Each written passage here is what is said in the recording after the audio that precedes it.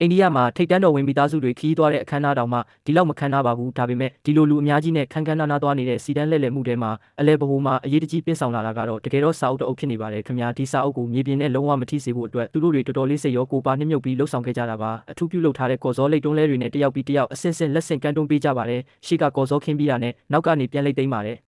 ခင်ဗျာလုပ်ငန်းစဉ်တစ်ခုလုံးကတော့ညအစီအစဉ်တကြနဲ့အလွန်ချုံမွေးလာပါတယ်သူတို့အားလုံးကခြေပလာနဲ့လိုက်ပါပို့ဆောင်ပေးကြတာပါစီတန်းလှည့်လည်တဲ့အဖွဲ့ပဲနေရာကိုပဲရောက်ကော်စောကတော့အမြဲအစဉ်တင်ခင်းထားလျက်ရှိနေပါတယ်ခင်ဗျာ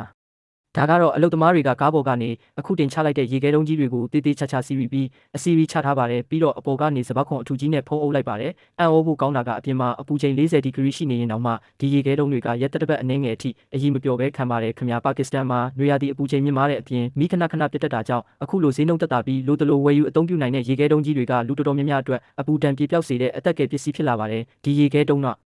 ဒီကိုပုံမှန်အားဖြင့်တိုက်ရိုက်စားသုံးဖို့အတွက်အသုံးမပြုကြပါဘူးအဲ့ဒီအစားအစာတွေလက်ဆက်နေအောင်တင်စီဖို့ဒါမှမဟုတ်ခန်းတွင်းအပူချိန်ကိုလျှော့ချဖို့အတွက်ပဲအသုံးပြုကြတာပါမိသားစုတော်တော်များများအတွက်တော့ဒီရေခဲတုံးတွေဟာအသုံးအဝင်ဆုံးနဲ့ကုန်ကျစရိတ်အသက်သာဆုံးတဘာဝလေးပေးဆက်ပဲဖြစ်ပါတယ်ခင်ဗျာ